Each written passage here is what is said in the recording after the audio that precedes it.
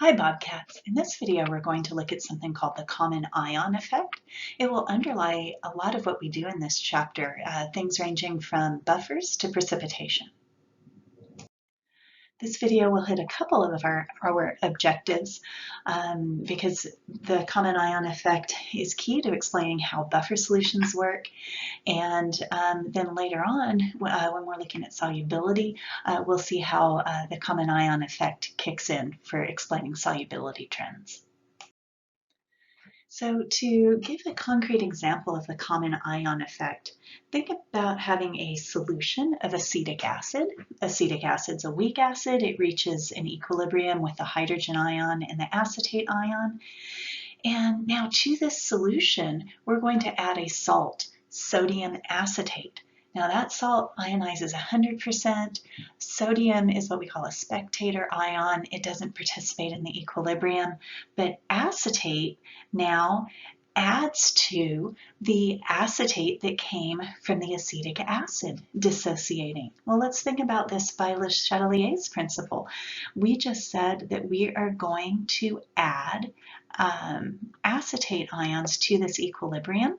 So we are going to increase the concentration of a product. That's going to shift the equilibrium to the reactant side. So that means that we're going to increase how much of the molecular acid we have, HA. That's going to increase, and we are going to decrease the amount of hydrogen ion as this equilibrium shifts to the left. So the net effect here that we're going to focus on is that adding acetate ion decreases how much the acetic acid ionized. So one way of stating the common ion effect is when a weak electrolyte is combined with a strong electrolyte that contains a common ion, the ionization of the weak electrolyte is suppressed. In the example from the previous slide, the weak electrolyte was acetic acid, and the strong electrolyte was sodium acetate. And so adding that sodium acetate suppressed the ionization of acetic acid via Le Chatelier's principle. Let's put some numbers to this to see just how strong this effect is. Let's find the percent ionization in both solutions. The first solution is 0.1 molar acetic acid, and the second solution is 0.1 molar acetic acid that's mixed so that it also has 0.1 molar sodium acetate. And the Ka for acetic acid is 1.8 times 10 to the minus 5. Now, based on that Le Chatelier's principle argument, we would expect that the answer to part B, which exhibits the common ion effect, will be a lower percent ionization. So let's do the math and let's see what we find. So for the first part of this problem, this is just asking us to find the percent ionization of a weak acid. We've done a lot of problems like this.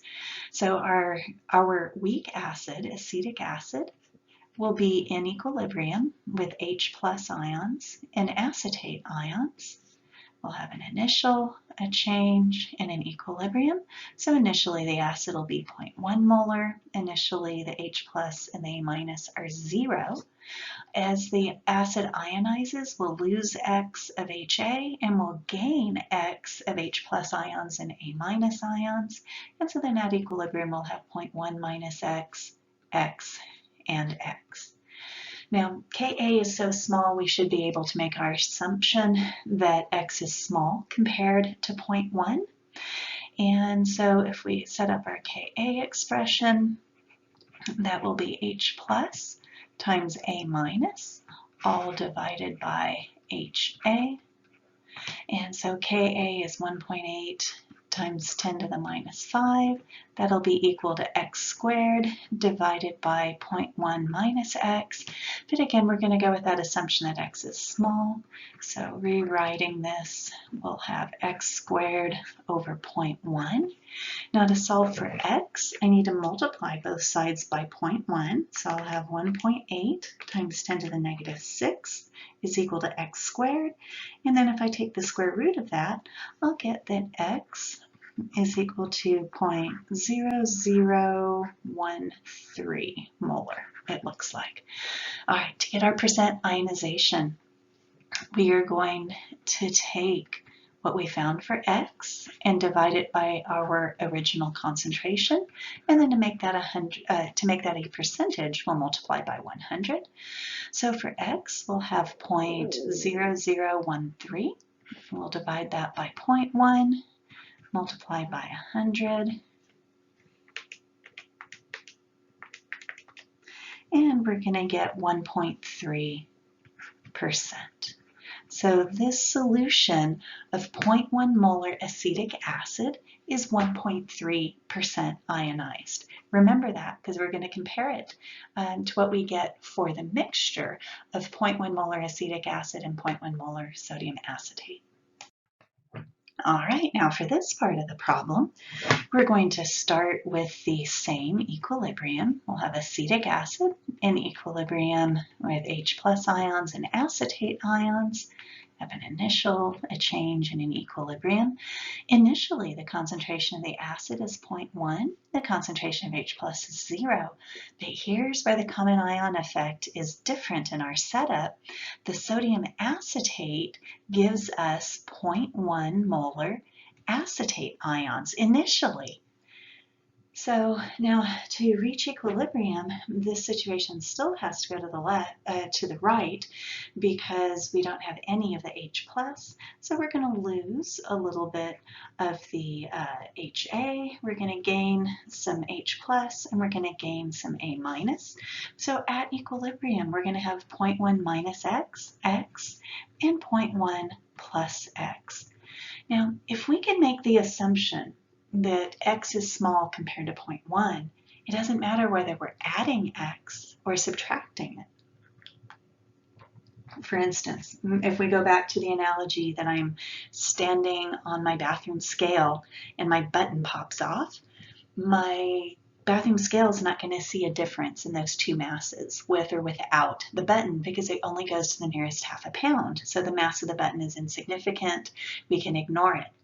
So that would be if I had 0.1 minus x. In the case of 0.1 plus x, it might be like while I'm standing on the scale, my daughter walks by and hands me an M&M. And yeah, I do have more mass with the M&M, but it's so small that the scale can't detect it. So either way, whether we're adding x or subtracting x compared to 0.1, we can ignore it. So when we go to set up our K expression, K will be H plus times A minus, all divided by HA. K was 1.8 times 10 to the minus 5, and that's going to be x times 0.1 plus x, and all divided by 0.1 minus x. But again, we're going to make the assumption that x is small compared to 0.1. So we'll have x times 0.1, and down there in the bottom we'll have just 0.1. Those 0.1s cancel out, and we simply have that x is equal to 1.8 times 10 to the negative 5. To find our percent ionization, we're going to take x and divide that by 0.1 and multiply that all times 100. So that's going to be 1.8 times 10 to the negative 5 divided by 0.1 and times 100. So let's see if we run that through the calculator. We're going to have 1.8 EE, 5 negative, times 100 and divided by 0.1. And that's going to give us 0.018%.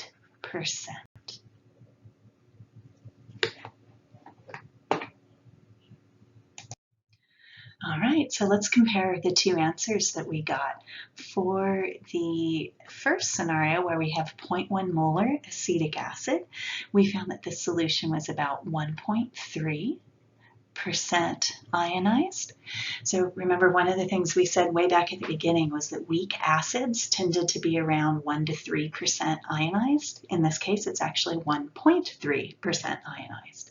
But once we added the sodium acetate, that ionization was suppressed so that it was 0.018% ionized. This is what that common ion effect is all about. When we mix the acetic acid with that acetate ion, the ionization of the acetic acid is suppressed. If we try to put into words that problem-solving strategy that we just used, it's critical that you identify what's acting as your strong electrolyte and what's acting as your weak electrolyte. In this particular problem, the weak electrolyte was acetic acid, and I'm not writing that formula correctly, C2H3O2. And then the strong electrolyte was the sodium acetate.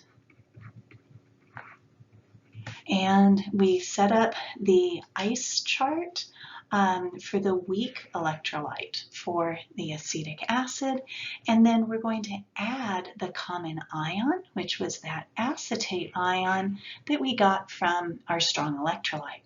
Now, in this case, we got one acetate for every formula unit, but if we'd had instead something like calcium acetate, which would be something like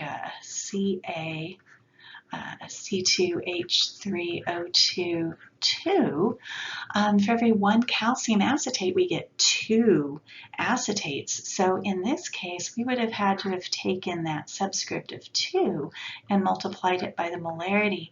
And the molarity of acetate ion from calcium acetate would have been 0.2, or double the nominal molarity. So make sure that if there is a subscript, that you multiply the subscript times the given concentration. And we are going to completely ignore the spectator ions because they will not participate in the equilibria. So those will be ions like sodium, potassium.